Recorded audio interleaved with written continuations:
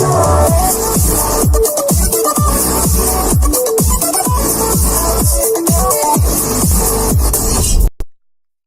guys, what's up? We have some more information about a new event that is happening within the Duel Links game.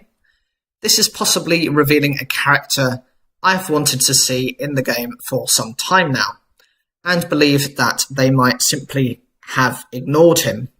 And of course, his relevance was only for a couple of duels at the beginning of the Battle City tournament when he faced Joey in his first challenge.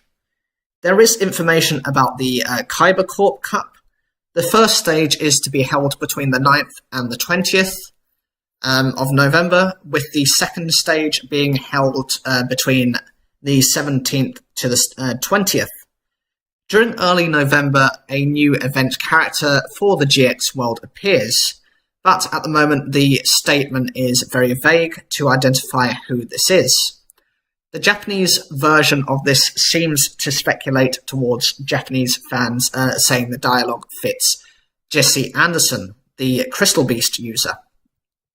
I find this quite strange to introduce the character before some other iconic characters such as Tyranno Hasselbury, him and his dinosaurs, or because he was introduced in Season 2.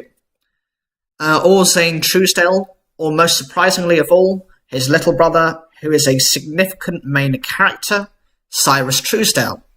This is also strange, as Konami seem by this to be randomly supporting the introduction of new characters, rather than following any specific order, for example, by the season they come from, such as Cyrus not being in the game, but as the Phoenix, a main character within the second season, was made available instantly.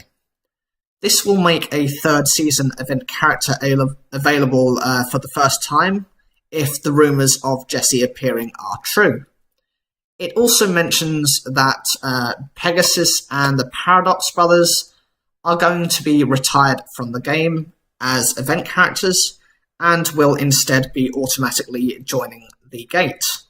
This is good, as this offers players the opportunity to get their rewards without having to go through the annoyance of perhaps completing specific missions to unlock them, or at the very least give you more time to unlock them in your own time. People playing will range from small children to probably adults, and obviously adults will have less time than children. So this makes it a lot fairer, and since they've already used these events like twice before, like the original and then a follow-up, it makes sense for them to say, you know what, we've given you this, now we're going to give it as on the gate so you can get these at your own pace.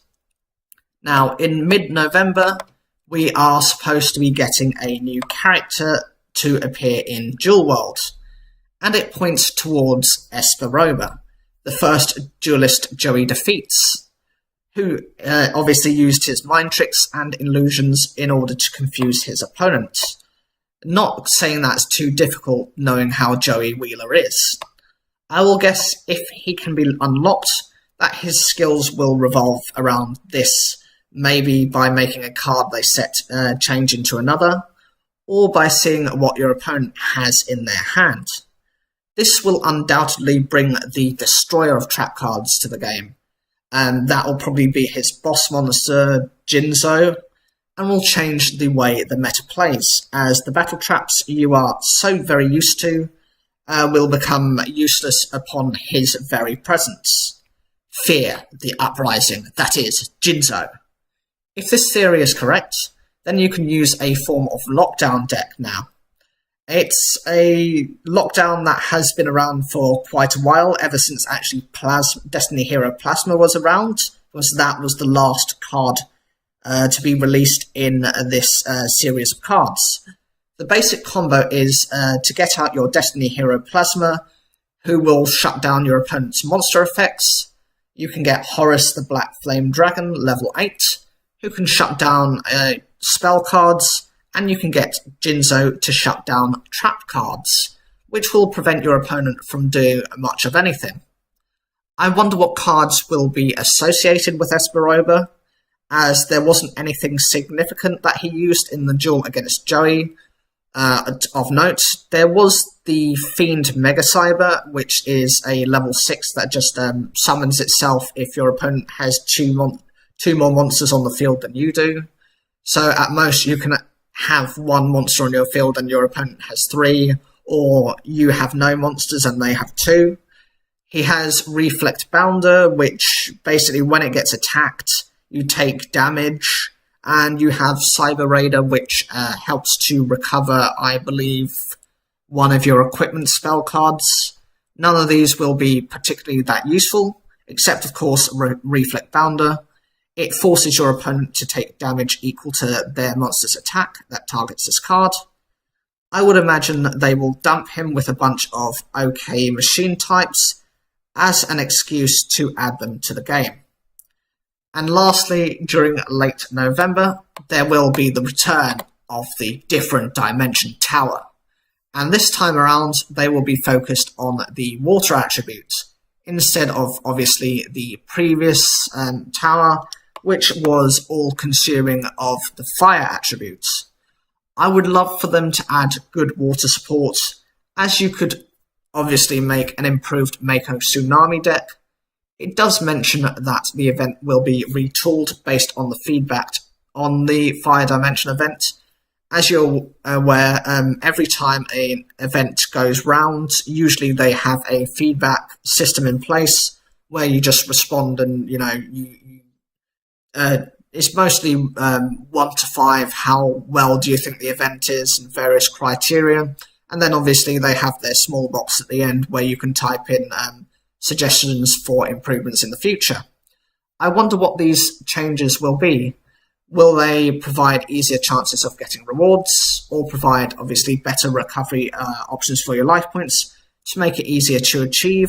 The whole idea of the Duel Tower was you had a certain number of life points. You started off with 4,000, and if you took damage, that damage would then carry over onto your next duel. You could get life point potions, but you had to use those sparingly, especially against your when it got to the higher levels, as you would be sustaining much higher amounts of damage. Or will they extend the event to give players more opportunity? So what do you guys think about these events in November? Are you looking forward to potentially getting Jesse Anderson? Are you wanting the Crystal Beasts? Or do they not particularly interest you? What about Esperoba? Will this be like a Bones event, a one-off duel event to offer new rewards? Or will he get his time as an unlockable character? As for the tower, which creatures would you like to guard the tower, and which water attributes do you want as the reward? I would love to personally see the mermaids introduced. They're all being the water attribute, as well as some other support. I'd love to just see just general fish support, as that's still currently lacking in the game. Leave your comments down below, like the video if you enjoyed it, subscribe, click the bell for notifications, and as always, thank you for taking the time to watch this